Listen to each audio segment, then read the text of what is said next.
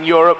All 8 European LCS teams started this summer with just one goal: to make it to this championship match. Yeah, but bit by bit, these teams were narrowed until we're down to the final 2 with Lemondogs and Fnatic facing off in the grand finals.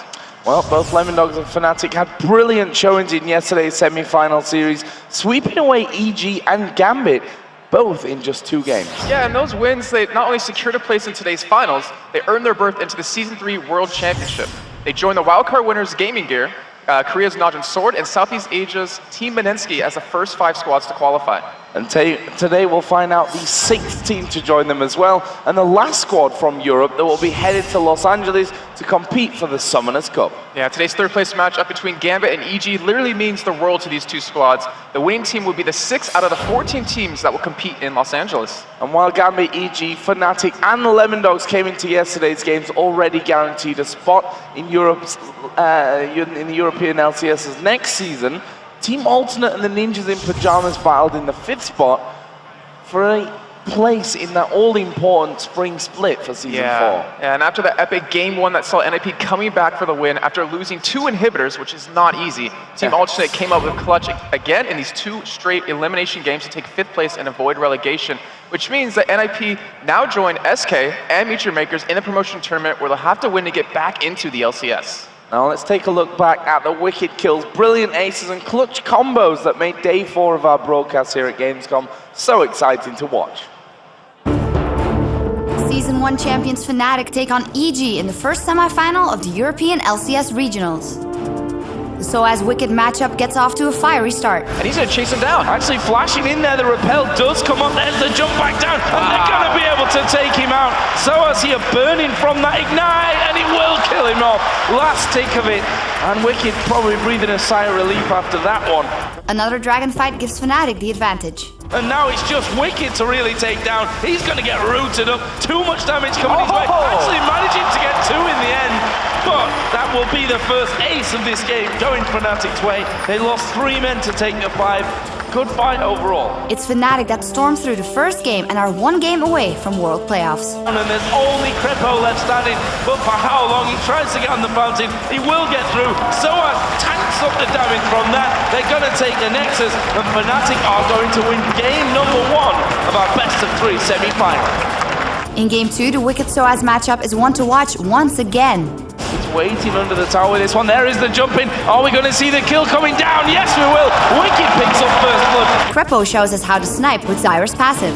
He's going to dive in towards Crepo. They decide to change up towards Yellow. Pete Puchu going to get ulted here by Froggen. Knocks in the air. Sniped down by the Zyra passive. And there's the dash away from Froggen. The fight at Baron will decide who gets the upper hand. A disaster strike for EG. They start off the Baron. They take so much poke damage before they leave it. Then they lose the fight.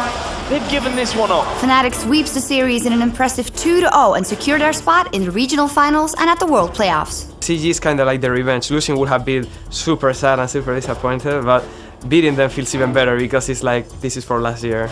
In the second semi-final of the day, the Lemondogs take on Gambit Gaming. And it's Lemondogs that draw first blood. Alex is trying to turn around. Deathmark is not available. Force backwards. Ignite secures it. First blood for Lemondogs as Alex goes down.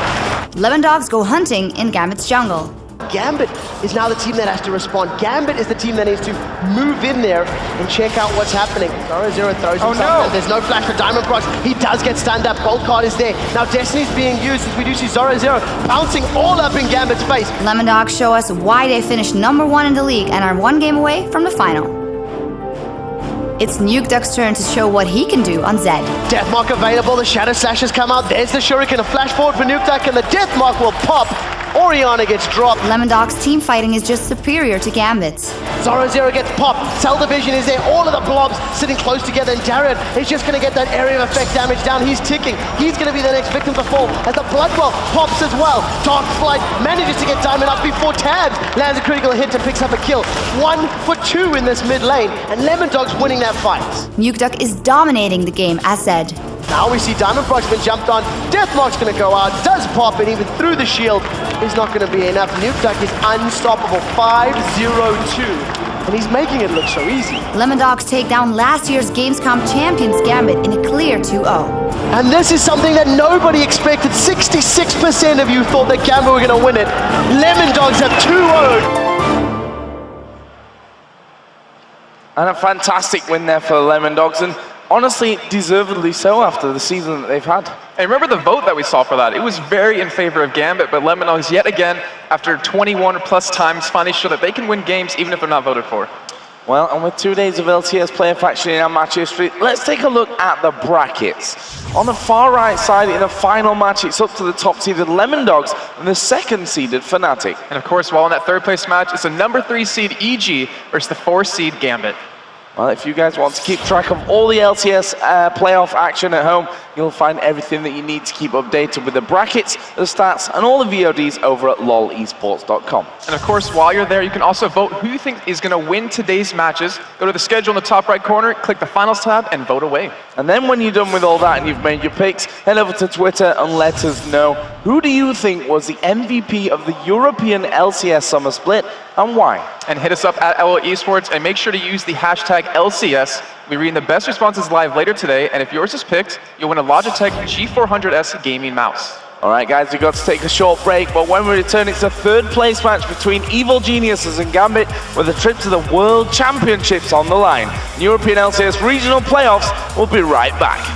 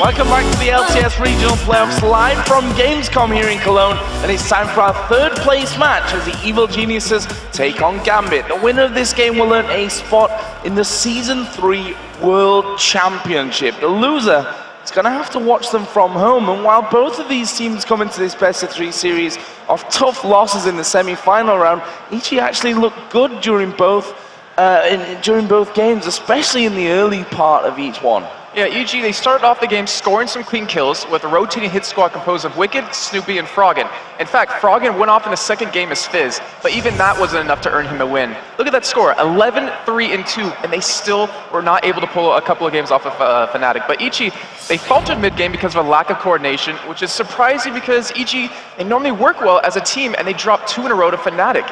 EG tried to mix a bit of their past play style with a bit of their new, but they didn't seem to really find their stride, Joe. On the other hand, Alex and his team just weren't able to get anything going against the Lemon Dogs. Yeah, I mean, Gambit allowed Lemon Dogs to dictate the pace and the style of the game. Gambit looked sluggish in the team fights, and they were actually outkilled by the Lemon Dogs almost 3-1 for a dismal KDA of 1. And now Diamond and crew are up against an Evil Geniuses squad that beat them in 5 of their 6 head-to-head matchups this summer. And Gambit actually got their 1 win against EG during the scheduled portion of the Super Week, before then going on to lose twice to EG in the tiebreaker tournament, including that amazing unorthodox final match that was just incredible to watch, but nonetheless a loss. Yeah, and EG went with an unusual composition with Froggen hopping on Blitzcrank and Krepo playing Anivia. And even with those unusual selections, they crushed Gambit. They were up 31-5 in kills before a 3-man fountain dive as the Nexus went down, more than doubling their deaths. Well, something tells me that today we won't be seeing Froggen on Blitzcrank with a trip to the World Championship on the line. And for both Gambit and the Evil Geniuses, today's match is their most important of the season because it's a second chance to achieve their #1 goal, make it to the World Championships. Today we'll have to face Gambit for our second chance of getting to Worlds. And it's definitely one of the most important matches we've ever played in the season. The good thing, like advantage for us, is we have a lot of experience against Gambit. I think it's just all about who stays it. Like both teams can win this game. It's the most important match of the LCS because it decides are we going to Worlds or not. You need to get up to this match for sure because there is a lot on the line at the moment. To beat Gambit, we have to play our usual game. Like right now, we're 4-1 against them. We have to think about our picks and bans very carefully against Gambit. We have to just predict what they're going to probably go for. The most important thing for us is to play our game and not make such mistakes as we did against Lemon Dogs. Now we get a second chance. Same happened last year and we actually managed to beat Fnatic to get that third place spot. And now it's up to us to beat Gambit. And one of the more important things from that video is from both teams saying we just have to play our game, but stats dictate that when they're both playing the game, that EG are better right now in terms of the statistics when we look at head-to-heads. Yeah, and the thing is, between these two teams, they've played so many games dating back practically years right now. They have a lot of history between them two, and also a large fan base behind them going to be colliding here today. Well, let's have a look then at the starting lineups for today. In the blue side, it is, of course, Evil Geniuses with Wicked in the top lane, Snoopy in the jungle, Froggen in the mid lane, Yellow Pete and Krepo, the AD carry and support. And of course, in the red corner for Gambit, we got Darien in that top lane, Diamond Prox in the jungle, Alex Itch in that middle lane, Genja as AD carry, and Voidal as support. And that brings us then to our featured matchup for this third place series, the Battle of the AD Carries, with the Evil Geniuses Yellow Pete versus Gambit's Genja. Yeah, Genja's numbers against NIP weren't okay. Or were okay as he went 9-7-15 in 2 games against them. And then Genja, he kind of went 0-3-1 in game 2 against Lemon Dogs yesterday. You don't really want to see your AD carry without any kills. And to be honest, it was the same for Yellow Pete, who was 0-5-8 in his game 2 against Fnatic. Yellow Pete also got shut down in the pre-tiebreaker match between Evil Geniuses and Gambit in that Super Week. But one major thing that separates these two AD carries is the preferred champions. Like Genja, for instance, he has played VAR 16 times with in the summer split, with 7 times on Ashe.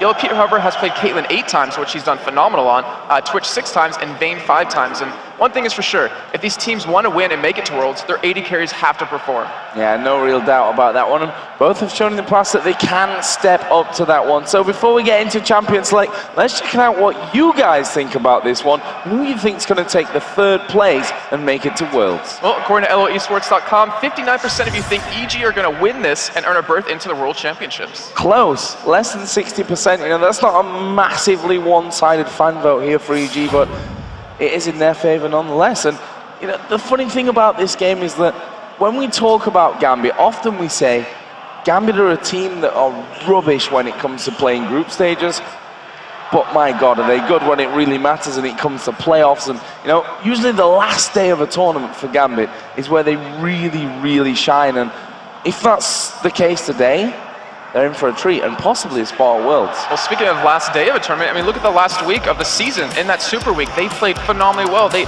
came back from that boot camp in Kiev, and it was like night and day between them and throughout the last 8 weeks and in that week. Well, let's have a look then at the picks and bans, because we are in Champions League. First one coming out here will be Zed, aimed thoroughly at Alex Hitch. Evelyn also banned here for EG against Diamond. On the other side, Fizz taken away from Froggen, Ari taken away from Froggen. They're aiming the bans straight at Froggen. I wonder who Gambit's worried about right now with those 2 bans coming in, but I mean, you have to. I mean, we saw Froggen's Fizz. We saw it over the past couple weeks, just outstanding play across the board. As long as he doesn't overcommit in some team fights, he can definitely carry his team. But the Cassin, I mean, you don't want Alex to play that. You don't want to have that roaming capability out of him, and obviously going to take that away. Could see some really interesting champions in middle here with Fizz, Ari, Twisted Fate, Cassidin, Zed, all banned out of that middle lane. Just shows you how strong the European mid laners are right now, I think, when you look through the statistics from the bans and the picks. That left Zach open though for EG, and that will be locked in first of all. On the other side, currently Thresh and Shen being hovered over. Wouldn't be any kind of surprise if they were actually to be locked in as well. I'm a little surprised Aatrox wasn't picked up by EG right away. I think Gambit might have baited them into that, so they kind of went around that, going for that Zac, but I mean, that is Wicked, one of his most comfortable champions, going to be playing it probably in that top lane, obviously. And on the other side, Darian, I mean, the first 2 times that we've ever seen him in competitive play not die in a game was on Shen for one of them. That was his first one, and he did amazing on Shen. He has phenomenal stats across the whole season on Shen, and honestly, you have to be a little scared when he's playing that champion. Shen just Shen as a whole. It doesn't really matter who's on Shen. He's always a threat, always an annoyance. You've always got to factor it into your gameplay. Gambit are going to be picking that one up. We can see there Darian with his I am pretty happy right now stretch is what that was. So those 2 are going to be locked in there. I think we're getting trolled with those. I was like, I don't remember seeing Teemo and Lex picked up. Did they change the Teemo last second? No, of course it didn't. But I would like to see a Teemo. However, I don't believe it'll come out in this game. Right now, hovering over Aatrox and Blitzcrank. Obviously, the last time that these 2 teams met, we did see Froggen playing Blitzcrank, Crepo playing Anivia. That's not going to happen today, though. Yeah, I mean, when we're doing the lineups, I'm like, potentially Froggen in the mid lane, I was thinking, potentially Crepo as support. But, I mean, yeah, with what's at stake right now, I mean, they had fun in that game. It was like 2, 3 in the morning when they were playing that. You don't want to go for anything like that. You want to play your game like they were saying in the video. They want to play where they're confident. And that Aatrox will get locked in, so it looks like we should have Wicked on Aatrox, as we're talking about a little bit earlier, and Snoopy on Zac. Yeah. So we've actually seen Snoopy do really well on Zac. I believe he's 2 for 2 right now on him. And the whole range initiate with that E, you level it up first, that last explain shot, you can catch them so off guard. It really gives you these very strong ganks. But I think it was Wicked who even said, if I'm playing Zac against a Shen, I'm going to dominate him. So that also kind of makes me worry a little bit. Maybe Snoopy's been playing Aatrox. Well, Karthus has been locked in here for Gambit on the other side, and we know how dangerous Alex is. We've seen his Karthus. Previously we had this legendary game where he farmed so incredibly well. He was up at like 300 CS after 25 minutes or something, and was like, wow. You can't stop a Karthus that gets that far. See how that one works out for them today. Obviously, the Zyra was the other pick here for EG that we're pretty much sure will go over to Crepo. Of course, it could always change and end up being that Zyra in the middle, but not really something that Froggen usually brings to the table. Gambit here with their 4th pick, taking time, and it is going to be a Virus. Pretty much the comfort champion right now for Genja. Also gives Alex the ability to get into the middle of the team fight and stay safe with that chain of corruption, especially with that Shen ultimate coming in, and not to mention the taunt. It's a lot of control, it's a lot of damage. And it's funny that you said, you know, Alex, 300 CS 25 minutes in, he's going up against the only other person to beat him in that was Froggen with 323 minutes. So he's going to have a very tough time in that middle lane, I'm assuming. But what is Froggen going to play here? Because he has the opportunity to counterpick right now. Yeah, but there's not a lot left on the table, is it? Zed, Kassadin, Fizz, Ari, Twisted Fate, all gone from this one. And Nivea is still open. But statistically, Crepo's better at Nivea than Froggen this season, which might play into things as well. This Caitlyn for Yellow P that he's hovering over right now is pretty much a guaranteed. He's been playing so much Caitlyn recently, and it looks like we will see Froggen go towards the Orianna, which for me, anyway, on the blue side would have been a safe pick with the RA banned, but obviously against his Karthus, pretty good pick as well. Not to mention the ball deliver system that we got going on. You have an Aatrox who can potentially do it, you have a Zac who can jump in with it, and if you catch that onto a Karthus, you can kind of hold him back from getting into the middle of your team. But look what we got coming in for Gambit. I'm excited to see this. That's one thing that they didn't ban out in this one, the Lee Sin, which Diamond, of course, earlier on in his career was so famous for. Such an incredible Lee Sin player. Last couple of weeks, you've seen him bringing that out more and more, even though he still believes that it's not the best champion around, which is a strange thing considering how much he's picking it, and that's going to be his choice for this one as well. So we are going to get to see Diamond on that Lee Sin. Not to mention how well he's been doing with it, considering he's calling it not as strong as it used to be, but right now, Gambit, they have a very scary lineup. Like, they have a very snowbally composition where if Lee Sin gets an early kill, he's going to get really strong. If Karthus gets a kill, he's going to get very strong, as well as Genja, because he's just so damn good on Varus. I mean, to be honest, that's why he picked it 16 times in the summer split. But then for EG's side, I mean, you have a lot of kind of comfort champions. With Wicked on Aatrox, he's going to be happy in that top lane. You got Yellow Pete, more importantly, on Caitlyn, like you were saying before. He's done so well with Caitlyn the last couple of weeks, and he's really started to shine through for his team, which he hasn't really done throughout the summer split. And giving him something like that pretty much guarantees they're going to have a strong lane. Yeah, it's almost like they've rewired Yellow Pete, you know? He's gone from this passive, almost sluggish farmer that, you know, never really caught anyone's eye in games, or, except if he did something bad, of course. But he's turned into this guy who's not afraid to 90 caliber net during team fights into the rest of the enemy team to actually be picking up kills. Like, he's really changed up his gameplay, and you could say the same a little bit over for Genja as well, because he's also, or he was also, that passive, almost not in the game guy. You certainly didn't really notice him a lot of the time, and he'd just kind of sneak off, farm the lane for a little while, and before you knew it, he'd come back into the lane, you're like, where did he get that 250 CS from? Where did he get that lead bite that he'd already lost in the lane? And both of them can do that kind of thing, but they've both shown that they can turn it aggressive when they need to. So we're going to get into game here then. It is match number 1 between EG and Gambit. Let's not forget here, guys, we're playing for our final spot for Europe for the World Championships. And Joe, if I were to say in the beginning of the spring split that EG or Gambit would not be in the World Finals, would you have believed me? Because honestly, I would have even believed myself. If you'd have said that Lemon Dogs were definitely going to be there, and either EG or Gambit weren't going to make it, I probably would have laughed in your face and give you a slap. But we've been proven completely wrong by this one, and Lemon Dogs yesterday looked like the top place team, you know. They pretty much destroyed Gambit. Like, they didn't really have too many problems with them.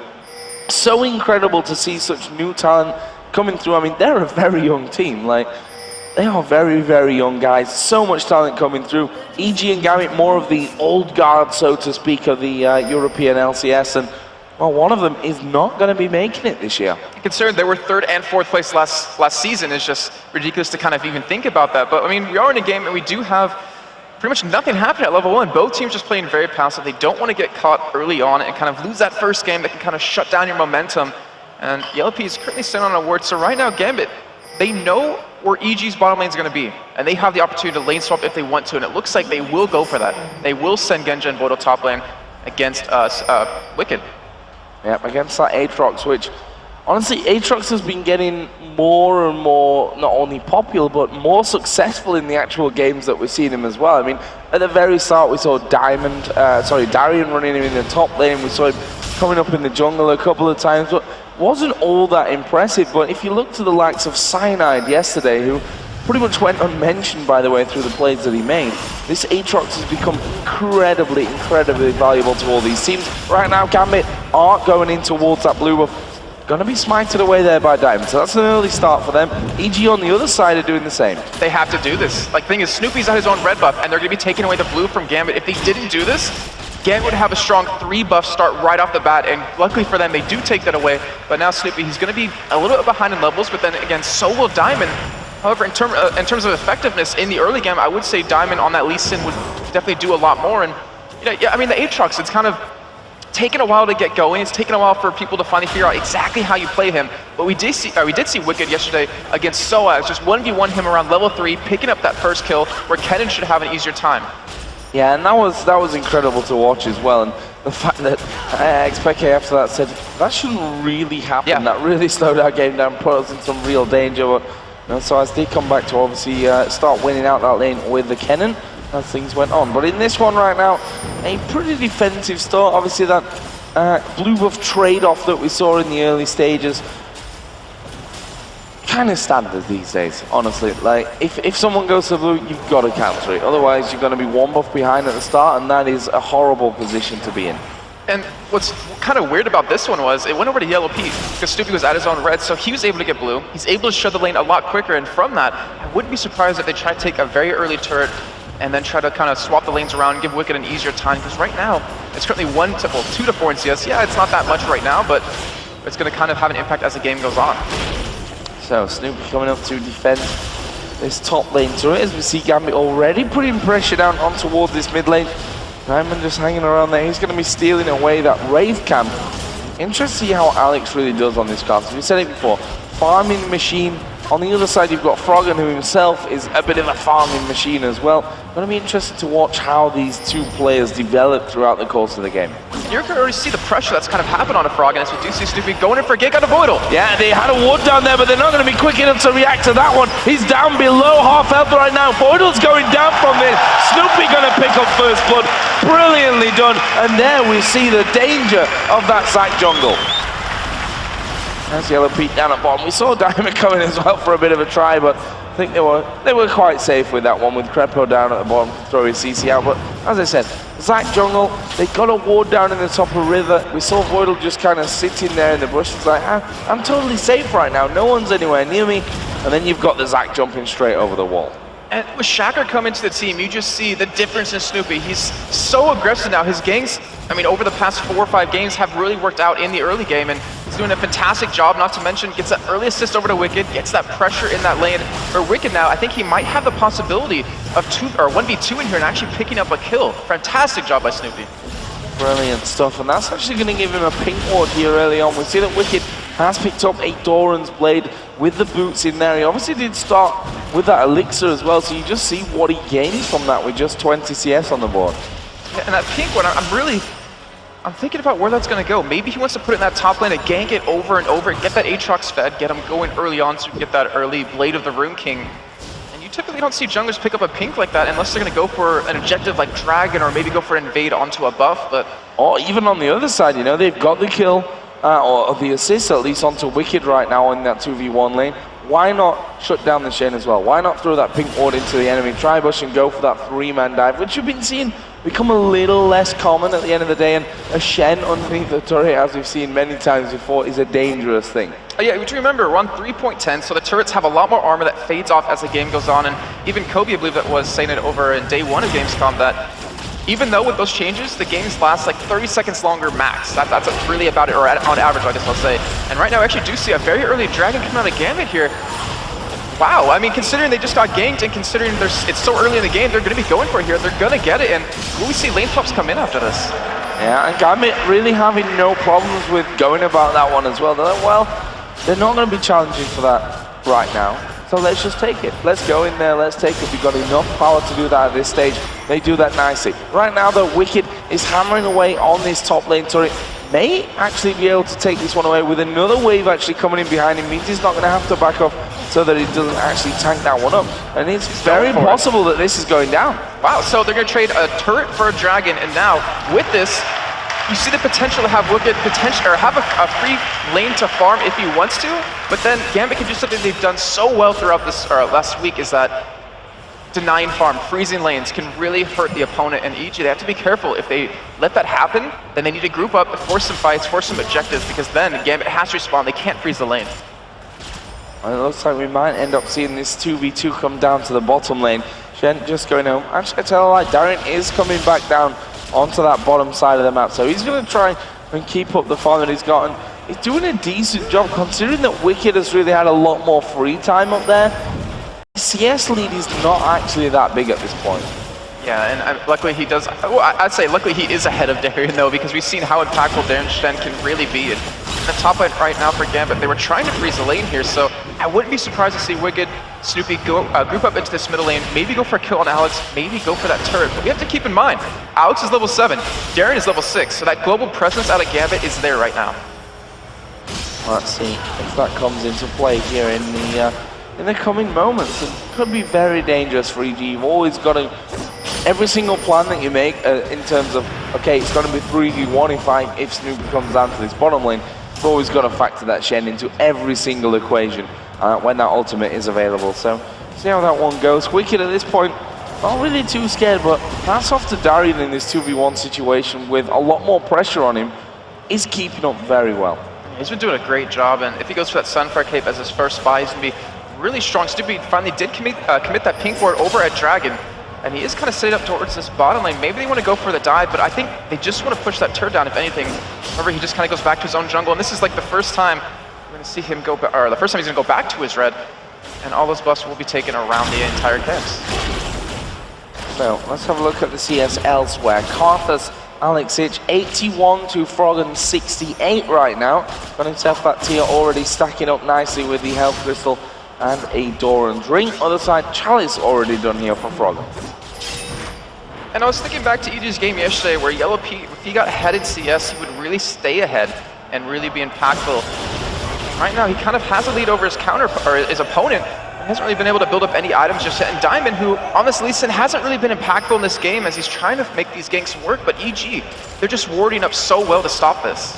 And that's the thing with that Lee Sin as well. If you don't have an early game impact, then you're probably going to struggle throughout the rest of the game to actually get things going on that front. Gone with those boots of mobility, which I think, because of how unsuccessful he's technically been in terms of getting into those lanes, those boots of mobility are really important for him right now to allow him more speed around the map to get in there and try for that impact that he's longing for. And you also don't see the double Doran's Blade that he typically builds to get that extra damage early on if he does get a kill or an assist. And he's being forced to go pretty much right to that straight tank, but it looks like EG are going to pick up their second turn of the game here. If a decent gold lead right now, and Dragon will be coming up in the next couple of minutes, so if they can contest that, take that off the back of this, they're going to have a very healthy lead. Well, that gold lead would look a lot different if Gambit hadn't taken away that first Dragon. As you see Wicked diving in there on towards Diamond, you can see that half of his health gone from that. And honestly, what are they going to do here in this middle lane? We can see that Snoopy is waiting off to the side there as that Zac, and they may just decide to jump in here. There is a shockwave onto Alex Hitch. They go into him. Shen gonna try and come down, but it's gonna be too late. Snoopy picks up that kill, and what a dive there from EG. And that's the kind of team that they've got right now, and almost, okay, they're just kind of going for the turret, and then all of a sudden, bam, they're on top of you. This is what we talked about before the game even started, that three-man hit squad with Wicked, Snoopy, and Froggen, and they're pulling off the kills. They're shutting down Alex, even though he's ahead in CS. They have that middle turret already very low right now, and then the damage they have coming out was enough to kill Alex before Darren could even get into that fight. So EG off to a fantastic start right now, and they're going to commit. They're going to get this turret.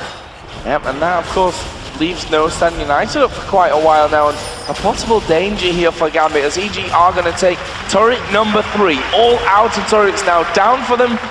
Let's see what they do off this one. It becomes now a lot easier to control the vision of the map, to really have full vision of where Gambit are going, and you'd think then after that the Dragon, which is now coming up in less than a minute's time. Yeah, and funny enough, in their 8 matches in the regular season, EG took the first turret 6 times, so it kind of shows they're very aggressive. They want to go for kills early on and push those turrets down. And it sounds so wrong when you say that. It shows that EG are a very aggressive team. I know, right? But which is not really the EG that we were used to seeing, but they've shown us already towards the end of this the summer split and now into the playoffs that they're quite willing to change up their style. Obviously bringing N-Rated here as the analysis has just worked out for them so well. They seem to have been able to change successfully as to what they're going to do, with a good mix of the old as well in there. Yeah, I mean, we've heard from a lot of teams that did have roster changes, roster swaps throughout the season, is that one thing a new person brings into the team is like a new energy. They're working really hard, as we do see actually a gank on a Genja here. I'm not sure if he's going to live. I don't believe he will live from this one. He's going to get knocked up here by the Stranglethorns. Yellow P going to take that one out and just caught completely out of position there. No wards right now. Yeah, no wards on that side. The Dragon is available. EG don't really have a timing on that one. That's the problem. Gambit almost snuck that one away earlier. Yeah, and Snoopy, luckily he did clear the vision, so they know it's up. They're already starting to collapse on this, but Gambit, I was thinking maybe they want to rush it down as quick as possible. Froggen's going to be coming in from the back, but Genja down another 3 seconds. No ultimate up for him, which is so key in how the lineup of Gambit's really going to work. Not to mention that Stun United is still down, but that Sunfire Cape is almost done. So here coming EG walking in there. Varus respawning, so Genja's going to be able to get into this fight here shortly. And Gambit, they need to basically hold off until Genja actually comes near this one. They can push middle. They can force Gambit into a choke point if they want with their ultimates that they have. The ultimate coming out of Orion can lock them up, and you already see the damage that Froggen is doing to Diamond here. So really, EG, they don't need to force a Dragon. They can force Gambit to go there, and then just capitalize on it by taking that second middle turret. Well, Gambit are still holding strong here. They still want to put up a fight for this one. We can see there the Genja build coming out for him once again. Triple Doran's Blade plus that Berserker Greaves. And on the other side, Pete almost got his Bloodthirster finish. Yeah, the thing about Genja is he's always been an innovator. Remember, he was one of the first AD carries to ever build Ninja Tabai on an AD carry. But with this Triple Doran's Blade, I don't know if it's really going to get caught on by anyone else. It's kind of one of the things we asked his manager, why does he do that? And his manager's like, I don't know. I really don't know. But we do see Froggen getting caught here with the Fresh Hook. But Gambit, they're really hesitant to go for engage because Genja is in this top lane. And this is typical Genja, you know. I'm off farming my lane. I'm trying to be quiet about things and go in there, as we are going to see Voidal taking a lot of damage. The dive comes in from EG, and he is a dead man. Nothing they could do to stop that one. Less bounce from Snoopy will pretty much force everyone away, and Genja just going to keep pushing there on that top side. Maybe able to get a good amount of damage down onto that top turret, but they are losing Dragon here, and Gambit can't afford to be losing objectives right now. And what a flash Grasping Roots out of Crepo to start that fight off to get the kill on the Voidal. If Genja can get this turret, it'll help them out quite a bit, but that turret, it's so healthy. Even though Wicked was in that 1v2 lane, he was able to defend it, and now he's going to be able to respond, so they just picked up a huge amount of gold, now up 4.3 thousand gold, 15 minutes in practically.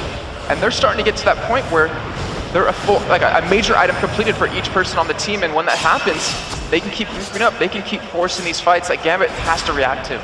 And Diamond has really struggled this game as well, and it's not the first time in these last couple of weeks that he's struggled for that one. It's not. He's had mixed performances. I don't want to take away from him saying he's struggled in every single game, because we've also seen brilliance from Diamond, but I'd say specifically this weekend here at Gamescom, we've not quite seen the performance from Diamond that Gambit have always relied on. Yeah, I think that's just due to teams, I guess, figuring out his style a little more and also playing a lot safer early on. Like, getting a lot of wards down, he can't become effective because that's where he used to shine. Picking up some early kills, going for that counter jungling to really control the enemy jungler, control the enemy team, and what EG's been doing with the kind of the aggression they've been putting out, funny enough, they've been able to stop that, and they've been able to pick up a very strong lead, though. Diamond is a very smart guy. I mean, they did take that first dragon after realizing they lost that first one in the top lane, so he knew how to kind of get them back in the game, but right now, down a lot of gold, and I really wonder, is it going to keep going for EG? Are they going to keep continuing growing this lead they've been able to build up 16 minutes in?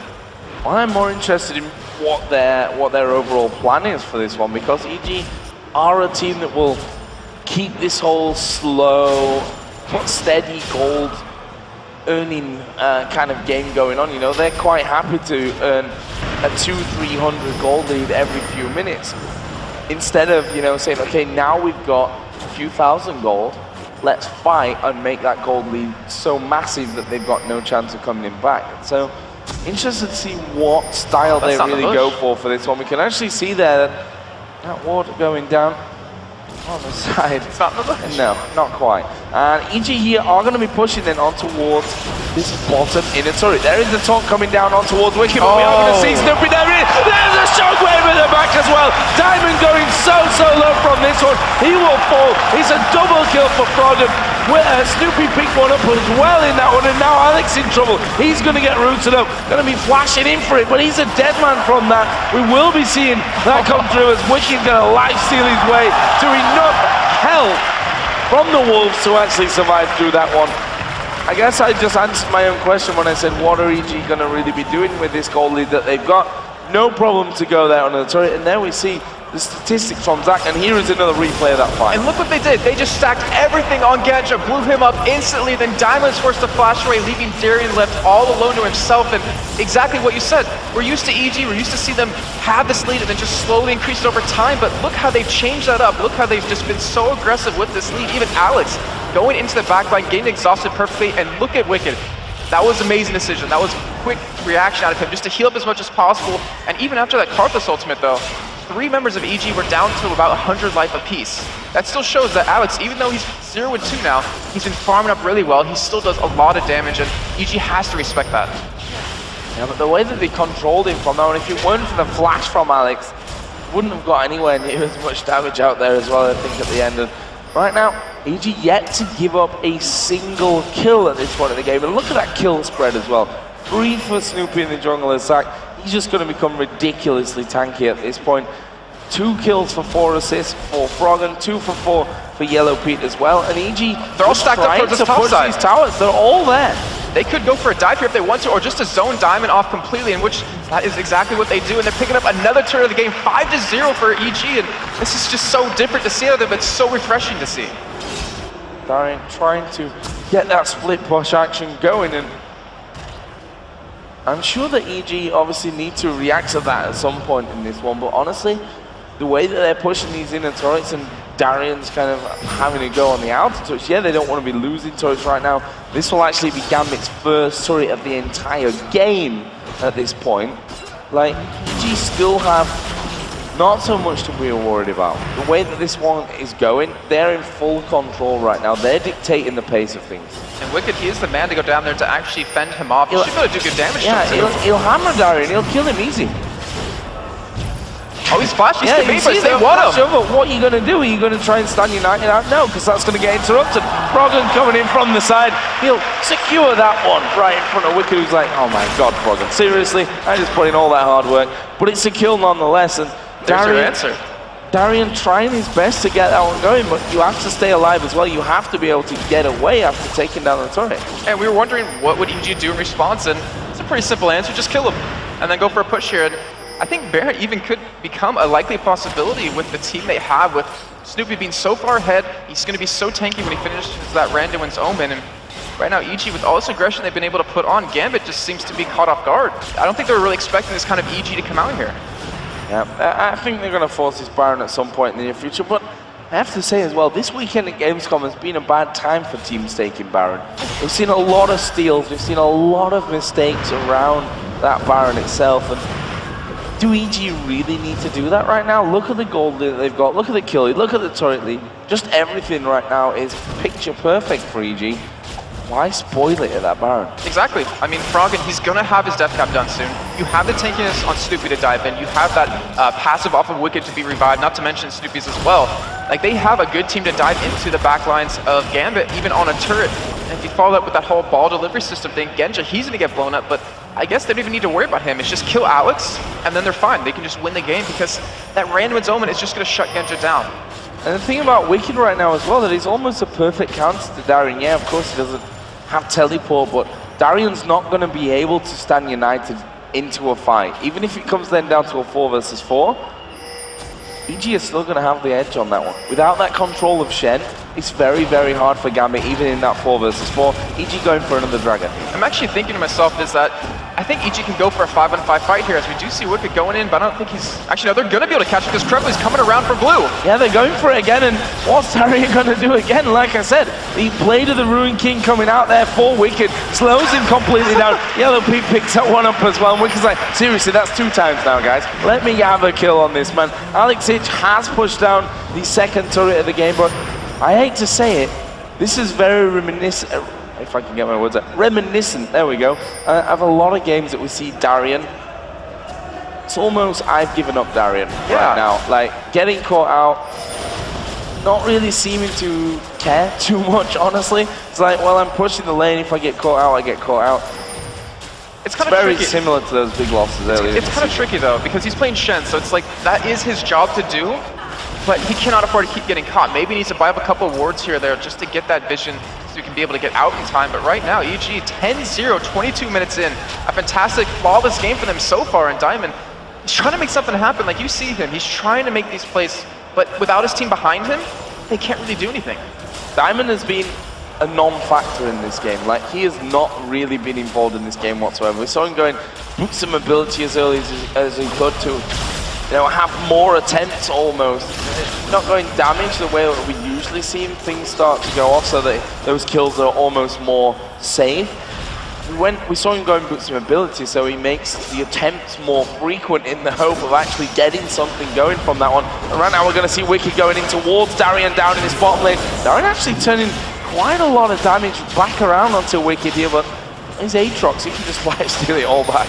Yeah, I don't think Wicked's going to care too much by that, but the thing is, they're stopping Darian's push consistently. Froggen's coming down, but I don't think they're able to pick him up here. And now EG, I mean, there's one thing I'm worried about is that we see them play a lot of games. Actually, take a second on that Diamond. He's waiting on the side. Yellow Pete, don't show yourself. We're going to get picked off here.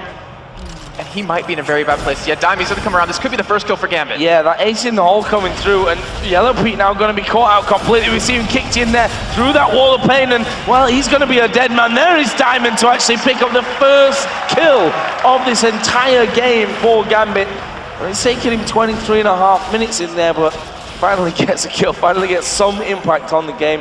However too late that may be. And EG, they're looking for a push on this middle turret here, and with Alex still pushing that top lane, he does have his ultimate obviously, but they're not going to go in for a fight here. And EG, they were waiting anyway. Snoopy was on the side, and one thing I was saying that I was worried about is that EG, like the old style of them, when they win games, it's kind of like textbook. It's take an inhibitor turret, take an inhibitor, get all three down before we finish. And if they do that against a Karthus, if they keep letting them farm, if they do that against a Darian or a Shen and a Varus, they could be hurting themselves, but right now, haven't really been making that happen. They've actually been being very aggressive and really trying to force these objectives down. So let's have a look down some of the items here. Not done that for a little while. Spirit Visage now in there for Wicked on that Aatrox, and added that into that Blade of the Ruined King. Froggen on the other side. Let's look at him. Second needs the large rod coming in after picking up that Rabadon's Death Cap and the Athene's Unholy Grail. And you just know that these shockwaves, when they do come in, when we actually see some kind of team fight, which has actually been avoided by Gambit for quite a while by now, because they know that there's probably not much chance until they get the likes of Alex really fed up and get some itemization going on for him. I'm interested to see how the shockwaves go, because the shockwaves haven't been brilliant for Wicked this weekend when we've seen him on Orianna. Yeah, and for Froggen, sorry. Yeah, I knew what you meant. We all knew what you meant. Obviously, they're not been great for Wicked because he's not played Orianna. But I do like actually the whole needs large rod coming out of Froggen, because it means to me he's going to go with Zhonya's.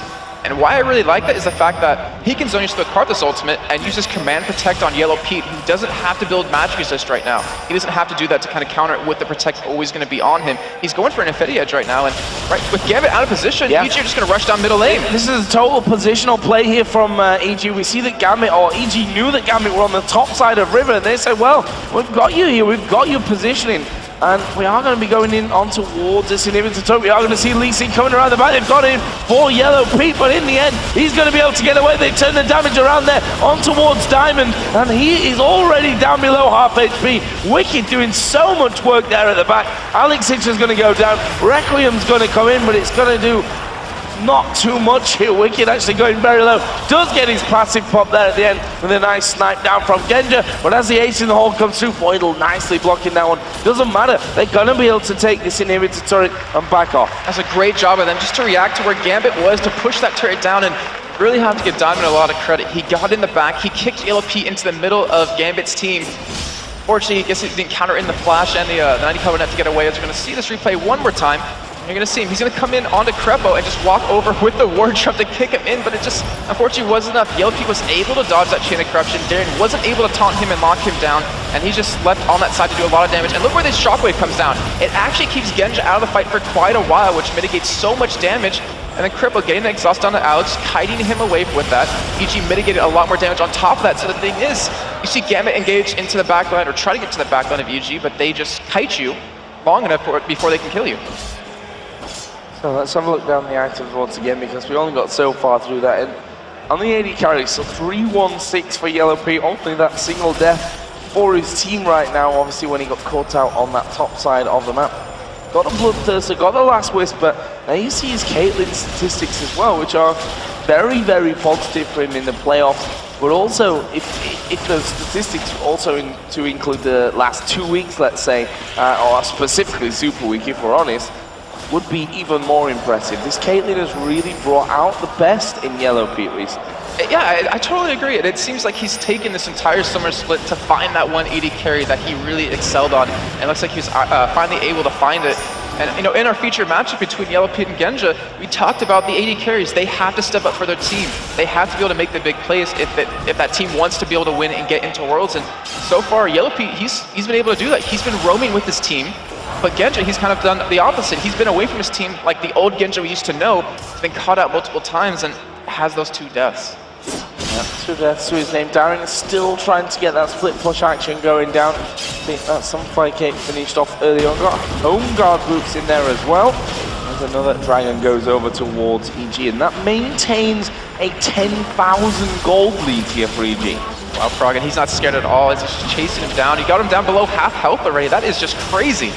Yeah, scared of what? There's nothing to be scared of in that situation. He's got so much more power than Diamond could even dream of having against him right now. He did not have that early game start that he wanted. Froggen up at 3-0-5 at this point, all you know, approaching that 300 CS mark.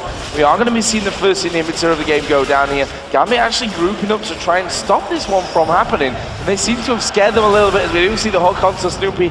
He is by far and away the tankiest member right now, and the team is Diamond coming around the back. Yellow Pete being focused down. There is a shockwave though into the Worlds of backline. Alex Hitch going to go very, very low. Stan United being used, and Darren actually doesn't get over there, and Alex Hitch is going to die anyway. He's currently a 1-for-1, but EG not done. Oh no, Alex actually channels ultimate before he even died, so now he doesn't even get it off, and that is a danger of a Lee Sin if you kick Yellow Pete into another team. If you have that taunt land, Gambit can win the fights, and I'm not 100% sure, as we're going to see in this replay, but watch Yellow Pete is, as we get later on, I think if he auto-attacked instead of using his Piltover Peacemaker, he actually would have been able to lifesteal through the Ignite.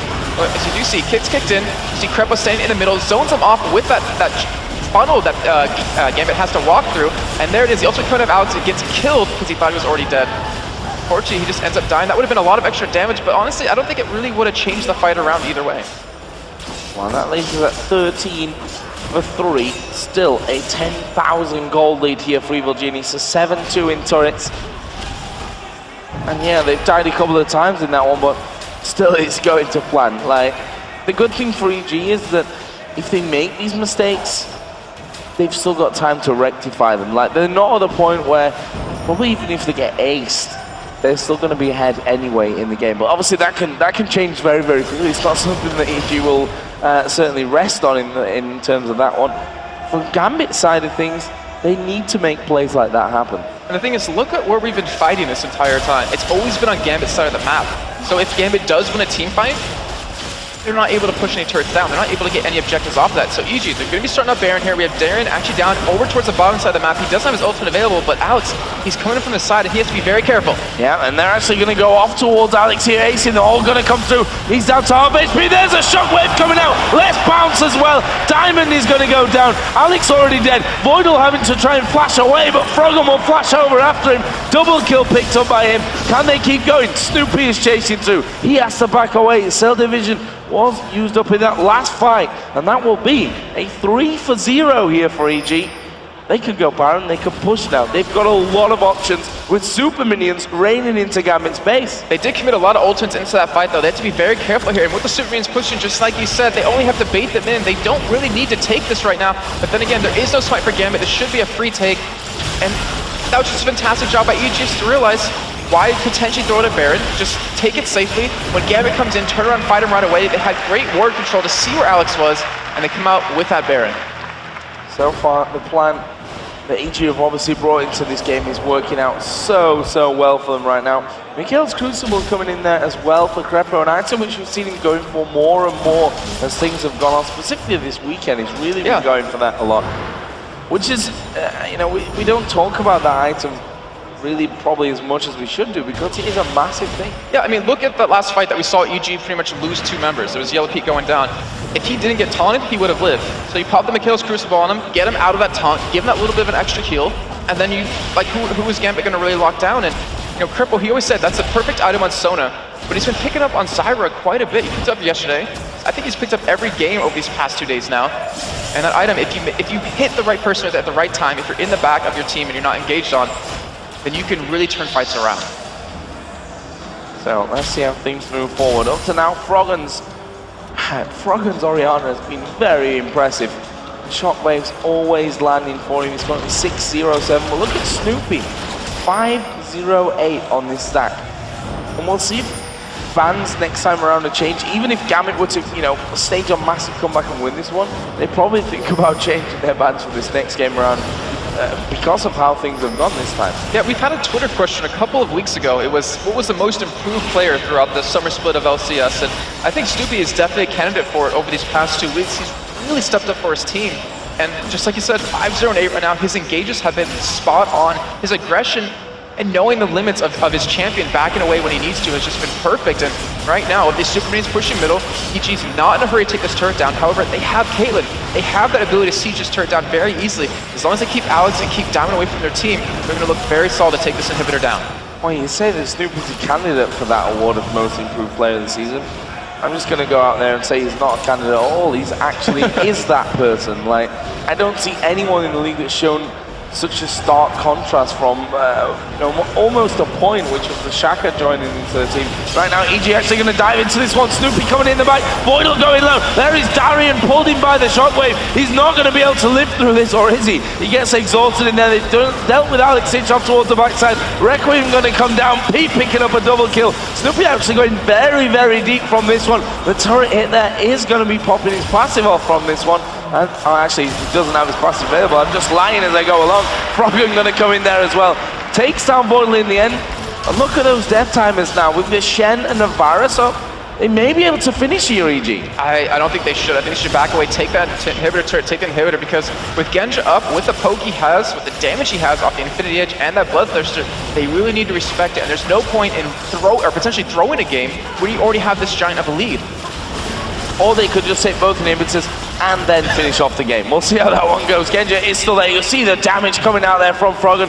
He's going to be forced back here shortly. But this Nexus turret actually going down, and with those super minions there to tank things up, EG seem to be happy with what they've achieved from that push. Bottom and middle inhibitors down again, and those super minions coming through. One Nexus turret taken, kills coming their way. No point in making risky plays, and if there's one team in the world that you'd bet will never make a risky play, it's probably EG. Yeah, that's definitely right. And over the past, it seems like 15 minutes, EG's been doing this push, get a couple kills, get an objective, back away, buy up, do the same thing again, and just kind of over and over. And right now, with those 2 inhibitors down, with that 1 Nexus turret down, Gambit cannot leave their base. I mean, they can push the waves out, that's about it. And with Baron coming up, you know, about 2 minutes, that means that EG can just bait them out if they want to go for it, or just take it for free and go in for that final push for the win. Really hard pressed to call out one person on EG right now as almost man of the match, so to speak. Obviously this game is not won right now, but chances of coming back from those inhibitors down are very slim. We say 2 ninjas in pajamas. Yeah. But slim doesn't mean impossible, and they managed to do that, so good job by them. But usually it doesn't happen that way. Come on, it usually doesn't happen that way. Just by the numbers. The first one going down, the teams that take it down win 93.75% of the game. So that kind of shows with 2, it increases even more.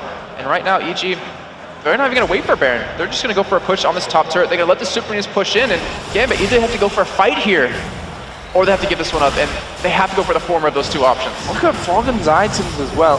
Zonya's Death Cap, Athene's Unholy Grail, Void Staff, Quicksilver Sashlight. He's got so much right now. And really, Alex can't match up to him. We are going to see EG diving into this one. Look at the damage coming down already. Oh. There's a shockwave to lock everyone up as well.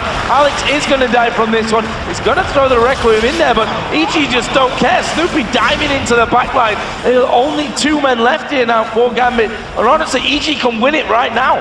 And this has been such a one-sided game. That was a phenomenal play by them. And Gambit, they went for that fight, but they weren't able to kill Yellow Pete till the very end. Well, they don't care about Lee Sin, honestly. We just saw their diamonds at the back, and usually a Lee Sin at the back of you is trouble. Well, they just don't care about him. He can't do anything. EG gonna take down that last Nexus 3. They're gonna finish up the Nexus and go 1-0 up here against Gambit. 1 game away from the World Championships. 1 game for EG to go there. And Joe, I have to ask, where was this EG yesterday? I mean, Gambit, they kind of played like this yesterday, but EG, it was not even near this level of play out of them. Well, it's funny because Gambit are usually the team to turn up when the pressure's there.